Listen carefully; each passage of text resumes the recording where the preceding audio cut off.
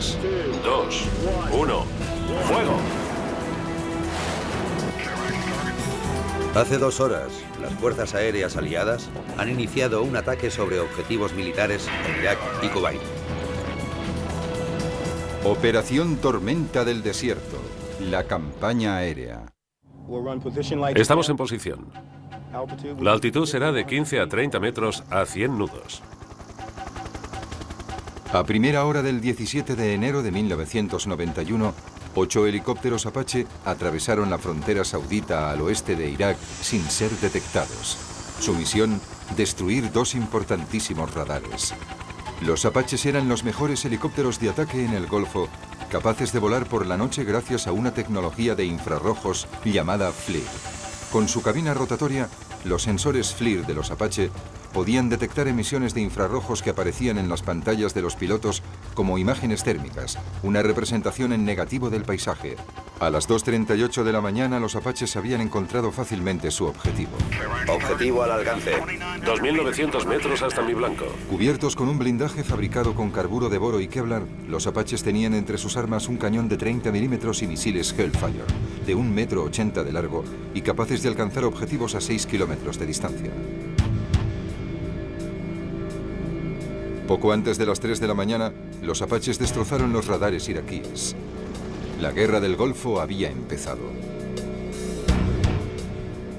Hace 2 horas, las fuerzas aéreas aliadas han iniciado un ataque sobre objetivos militares en Irak y Kuwait. Estos ataques prosiguen en este momento. Desde el principio, la potencia aérea aliada dominó la guerra del Golfo. Los aviones y las armas que se usaron en la Operación Tormenta del Desierto representaban una nueva forma de combatir. En los 15 años transcurridos desde la Guerra del Vietnam, Estados Unidos había desarrollado una tecnología que cambió su manera de luchar. La principal diferencia fue la precisión. Armas guiadas con precisión. Y eso en la Guerra del Golfo quiso decir bombas guiadas por láser y misiles de crucero. Creo que la gente no estaba preparada para asumir que la tecnología funcionaba bastante bien, ni que eso sería una parte importante de la estrategia. Los acontecimientos que llevaron a la Guerra del Golfo empezaron 6 meses antes, cuando el presidente iraquí Saddam Hussein invadió y se anexionó Kuwait en agosto de 1990. Así, Irak controlaría el 20% del petróleo mundial, algo que a Estados Unidos le parecía inaceptable. Los que estén a favor de la resolución, por favor levanten la mano. Después de que Irak ignorase la fecha límite de la ONU del 15 de enero para retirarse de Kuwait, la coalición aliada lanzó un gran ataque aéreo contra Irak 2 días más tarde, el 17 de enero de 1991.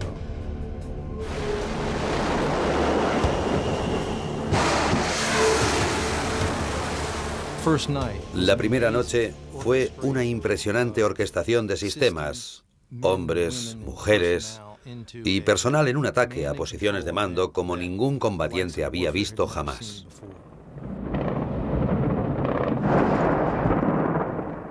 Los aviones aliados bombardearon los centros de mando, control y comunicación que Irak necesitaba para defenderse. Los objetivos que estamos atacando esta noche están situados por todo Irak y en Kuwait. Nos concentramos en la destrucción de las capacidades militares ofensivas de Saddam Hussein. Si había un objetivo, este era paralizar, aislar y controlar la capacidad de Saddam Hussein de responder militarmente a las operaciones de la coalición. Abría camino el indetectable caza F-117 Stealth. Sobre las 3 de la mañana, 8 de estos aviones sobrevolaron Bagdad, mientras los artilleros iraquíes llenaban el cielo de fuego antiaéreo. Las escenas que se vieron en Bagdad con miles de proyectiles disparados es la misma imagen de la frustración. Sabían que había algo allí arriba, sabían que caían bombas, pero no podían ver nada, así que disparaban a ciegas. La capacidad del stealth de volar sobre Bagdad sin ser detectado fue un gran salto en el combate aéreo. El secreto del stealth era que utilizaba diferentes tecnologías para pasar desapercibido, para contrarrestar la capacidad del enemigo de usar radares en contra nuestra. Usábamos tecnologías que reducían al mínimo la capacidad de detección de los radares iraquíes. Usábamos estructuras que absorbían las ondas de los radares, compuestas de materiales absorbentes, y también utilizábamos recubrimientos y otros tratamientos. La invisibilidad del F-117 tenía otra ventaja. El bombardero stealth podía llevar a cabo misiones en solitario. Antes del stealth, los aviones que llevaban los misiles tenían que ir custodiados por otros aviones, diseñados para suprimir las defensas aéreas del enemigo. Así que había un conjunto de aviones que tenían que apoyar a uno o dos, que eran los que iban a realizar el ataque. Pero con los F-117 iba todo incluido. Podían moverse con sigilo, lanzar su munición sobre un par de objetivos y volver sin ser detectado. Las armas usadas por los cazas stealth sobre Irak también eran las más modernas. Apuntando un rayo láser a un objetivo específico, el piloto del F-117 podía guiar su bomba de 900 kilos con una precisión absoluta sobre el objetivo. Así que ya no se lanzaban un montón de bombas con la esperanza de que alguna de ellas cayera sobre un objetivo militar, en una zona urbana o en mitad del desierto. Ahora se usaban bombas individuales contra objetivos individuales. En Bagdad, los F-117 bombardearon los más importantes centros militares, políticos y de comunicación. Llevamos la guerra hasta el mismo centro de Bagdad, allí donde estaba la estructura de poder, desde el primer minuto de la guerra. En otras zonas de Irak y de Kuwait, los F-117 bombardearon bases aéreas, puentes y almacenes de misiles Scud. En cuestión de minutos, los F-117 habían concluido sus misiones. Mientras aterrizaban en Arabia Saudí, los misiles de crucero Tomahawk ya estaban en el aire, en dirección a Bagdad. Los Tomahawk usados durante la Operación Tormenta del Desierto eran un arma terrestre de largo alcance, lanzados tanto desde buques como desde submarinos. Con sus programas de reconocimiento del terreno, los Tomahawk eran muy precisos, siendo la primera elección de la Armada contra objetivos bien defendidos. A las 3:06 de la madrugada, el primero de los 54 misiles cayó sobre la capital. Puedo informarles de que los ataques aéreos han dado comienzo. Los Tomahawks ya han empezado a impactar sobre la zona de Bagdad.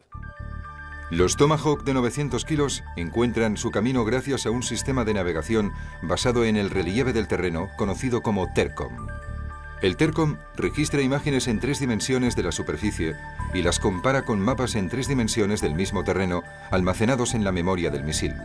Este sistema de mapas permitió a los Tomahawk volar a ras de suelo, a menos de 30 metros antes de alcanzar su objetivo.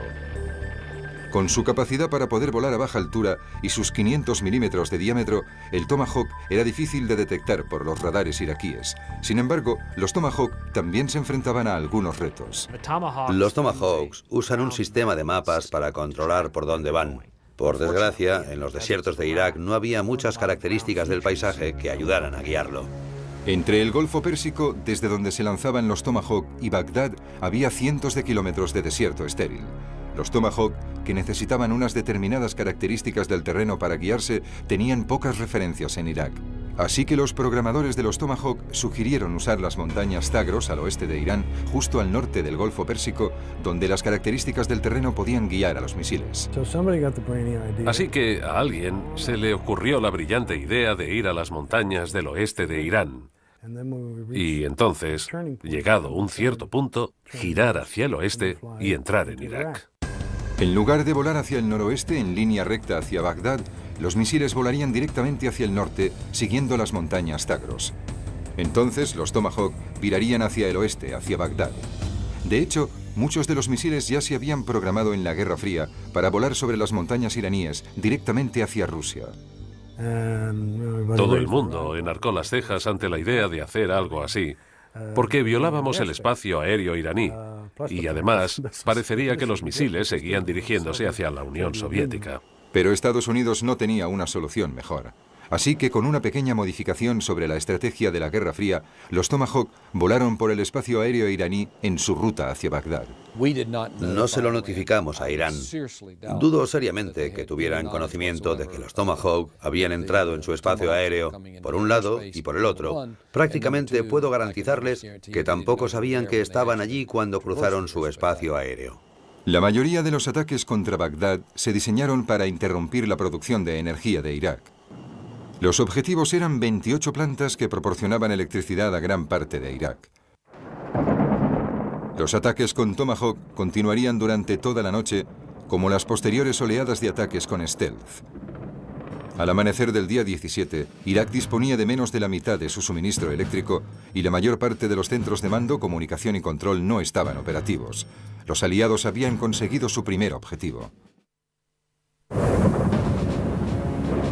En el segundo y tercer día de la Operación Tormenta del Desierto, muchas de las misiones aliadas se concentraron en conseguir superioridad aérea, una fase importantísima de la campaña. ¿Quién o qué iba a evitar que dominásemos Radares.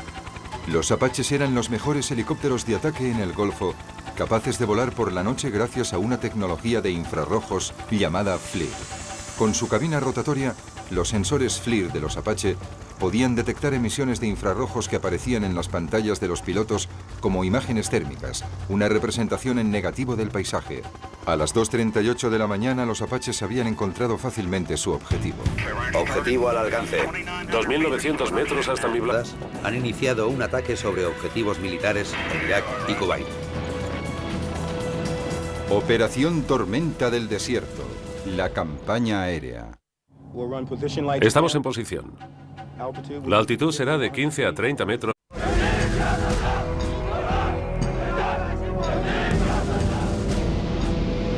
Tres, 2, 1, ¡fuego!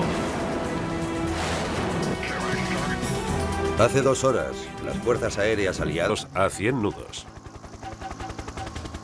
A primera hora del 17 de enero de 1991, 8 helicópteros Apache atravesaron la frontera saudita al oeste de Irak sin ser detectados. Su misión, destruir 2 importantísimos